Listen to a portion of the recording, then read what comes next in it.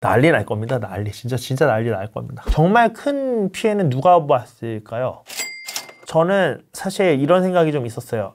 정말 전세가 없어지는 게 임대차 3법 때문이냐, 아니면 공급이 부족하기 때문에 어차피 그 전세가는 올라갈 거였냐, 이거에 대한 생각 고민이었는데, 지금 결론 낸 거는 임대차 3법이 좀 더 촉진을 하고 실질적으로 임대차 3법이 더 전세 매물을 없애고 있다라는 생각이 들어요. 왜 제가 이 고민을 했던 이유는 이거예요. 임대차 3법을 해서 집을 공실로 둔다는 사람들이 있잖아요. 전세가를 많이 못 올려받으니까. 네. 근데 사실 제 개인적인 생각으로는 집을 공실로 두느니 전세를 하는 게 돈이 많은 사람들도 어찌됐든 예금이자라도 받잖아요. 그쵸? 공실로 두는 것보다 전세를 주는 게 훨씬 이득은 이득이란 말이에요. 돈이 있든 없든. 그러면은 전세를 언제까지 공실로 비워두는 건 아니고, 그럼 공실로 비워두는 궁극적인 이유가 결국에는 앞으로 2년 뒤에 올해 전세 보증금을 미리 땡겨서 나는 높게 전세를 맞출 거야 라는 의도밖에 없단 말이에요.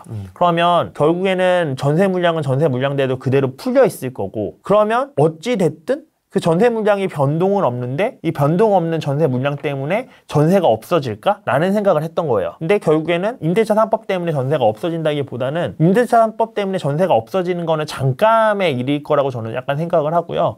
이게 좀 정리가 되고 나면 전세가가 많이 올라간 물건들이 나올 가능성이 높다고 봅니다. 그러니까 전세 물건이 막 엄청 부족한 거는 임대차 3법 때문이라기보다는 그냥 앞으로 공급이 없기 때문에 전세 물량이 부족한 거고, 전세가가 많이 올라가는 거는 임대차 3법 때문에 올라갈 거라고 봐요. 이거는 1989년도에 노태우 정권 때 임대차 기간을 1년에서 2년으로 늘렸었거든요. 그때 전세가가 똑같이 올라갔어요. 왜냐면 1년마다 올려받을 수 있어서 전세값을 이제 2년 뒤에 올려받을 수 있게 되니까 그때도 폭등했었단 말이에요. 특히나 그때는 절대적으로 공급이 부족했던 시기인데, 지금도 똑같은 상황이죠. 공급이 부족하다고 말씀드렸죠. 공급이 부족해지는 시기고, 이 상황에서 전세값이 많이 올랐는데 4년 동안 5%밖에 못 올려받아? 물론 이제 뭐 갱신권 사용해서 10% 올리는 꼼수가 있다 뭐 이런 얘기들도 지금 나오고 있긴 하지만, 어쨌든 10%밖에 못 올려받는다? 라고 하면은 제가 집주인이라도 당연히 내가 자금만 된다면 공실로 놔뒀다가 높은 비용 받죠. 예금이자를 한 푼이라도 더 받더라도 더 받는데, 이 임대차 3법이 전세가를 폭등시키는 데는 일조를 할 거다라는 생각이고, 실질적으로 지금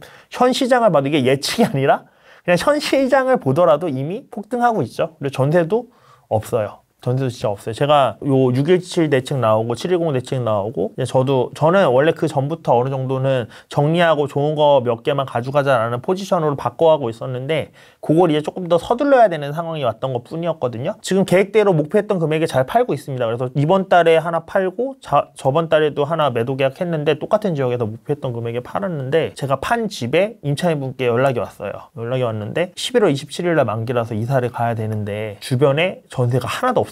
저희 집도 어떻게 팔렸냐면, 제가 가지고 있던 집도 이게 어떻게 매도가 된 거냐면, 그 지역에 아파트가 전세가 하나도 없고요. 매매 물량도 다 전세 끼고 있어서 투자 목적으로 들어가는 물건은 좀 있지만, 매매 물건도 실제로 입주가 가능한 물건은 제 거 포함해서 2개인가 3개밖에 없었어요. 사람들 입장에서 어차피 전세가 없으니까 이거를 매매해서 들어가든지 아니면 오피스텔 들어가든지 빌라 들어가든지 이런 선택안밖에 없는 거예요. 그래서 제 걸 매수를 하신 거예요, 실거주자가. 그래서 그렇기 때문에 임차인도 실거주자가 들어온다니까 나가실 수밖에 없는 거고, 그렇게 된 건데, 그러면 그 임차인이 그래서 이렇게 얘기를 하시더라고요.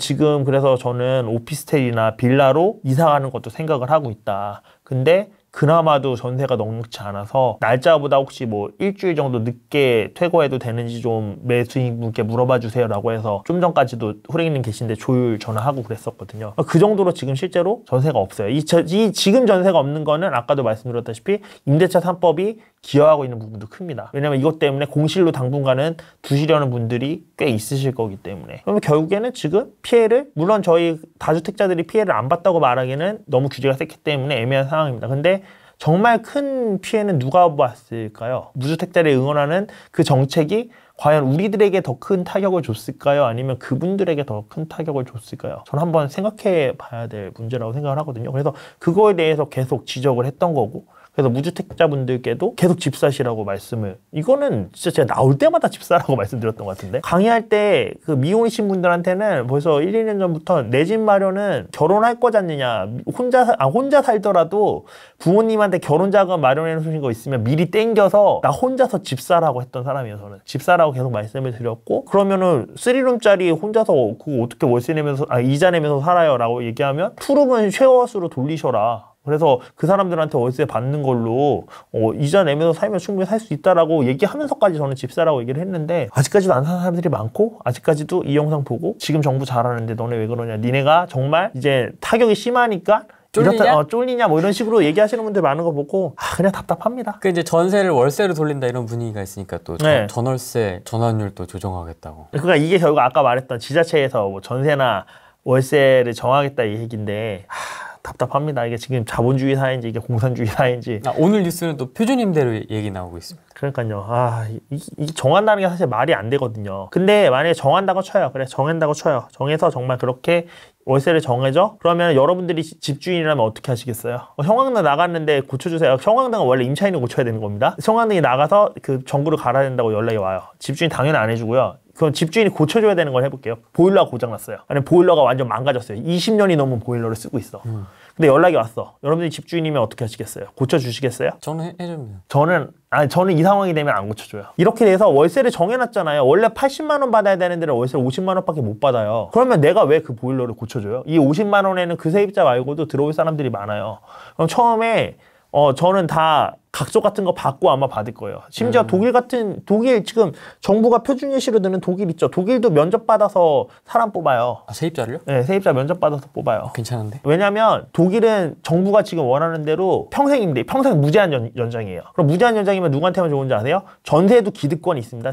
집이 없다고 해서 기득권이 없는 것 같죠. 모든 사람들은 어느 집단이나 어느 것에나 기득권이 있어요. 자, 전세도 어떤 사람이 기득권이냐면요, 지금 살고 있는 사람들은 기득권이죠. 왜냐면 내 갱신권도 한번 청구할 수 있게 됐잖아요.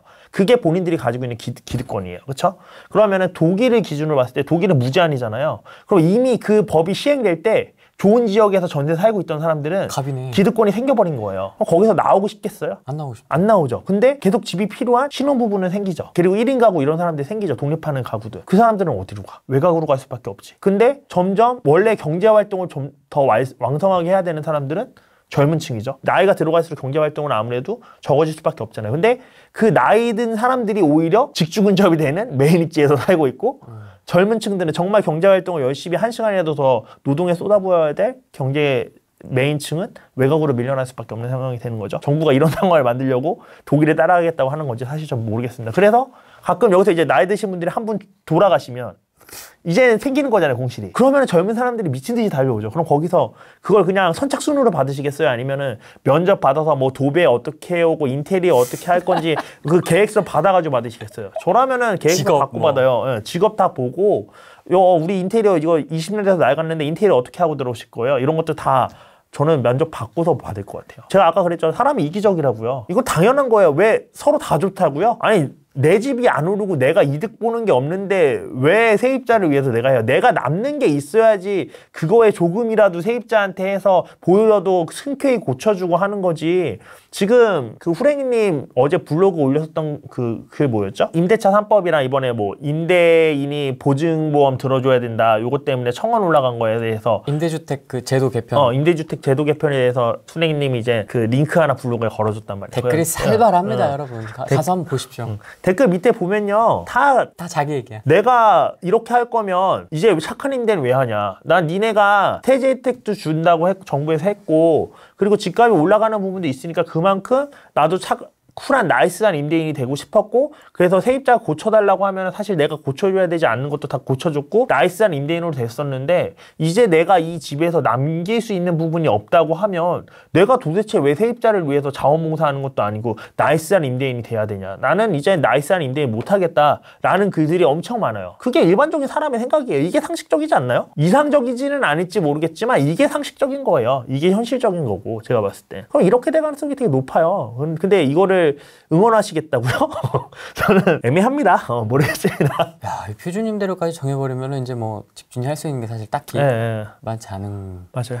상황이 될 것 같습니다. 지금은 아무튼 전세 부족이 씨 말랐죠. 지금 진짜 씨가 말랐고 무주택자분들이나 공부를 안 하시는 분들은 야 이렇게 집을 많이 지었고 계속 입주하고 분양하는데 집이 왜 모자른다는 게 말이 돼? 이렇게 얘기하실 수 있는데 실제로 조금만 공부해 보시면요. 그 데이터, 입주 물량 데이터라는 것만 찾아보세요. 입주 물량이라는 게 집이 다 지어졌을 때 들어갈 수 있는 집을 얘기하는 거란 말이에요. 그럼 앞으로 몇 년 동안 입주 물량이 수도권이나 서울에 얼마나 되는지 체크를 한번 해보세요. 인터넷 검색만 해도 나오시거든요. 그러면 다 바로 나와요. 그 전과 지금이 어땠는지 비교를 해보시면. 공급 물량이 없다는 게 저희가 그냥 진짜 다주택자들이 야, 집값 계속 제가 팔고 나와야 되니까 집값 오르라고 공급 없다고 하는 게 아니라니까요.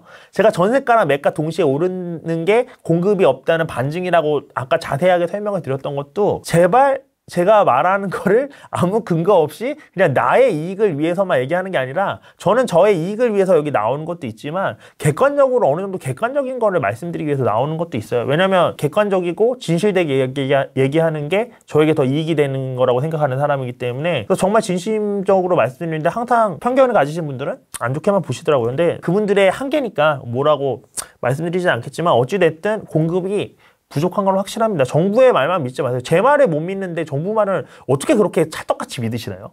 저는 매스컴 말도 안 믿어요, 사실. 저는 매스컴 말도 안 믿고 정부 말도 정확히 안 믿어요. 저는 제가 데이터로 보고 확신할 수 있는 것들만, 제 판단으로 확신한 것들만 믿어요. 남들이 얘기하는 거를 곧대로 믿지 않습니다. 그래서 정부가 얘기하는 것도 한번 체크해 보실 필요가 있어요. 도대체 어떤 기반으로 이런 얘기들을 하는지. 8사까지 나왔고요.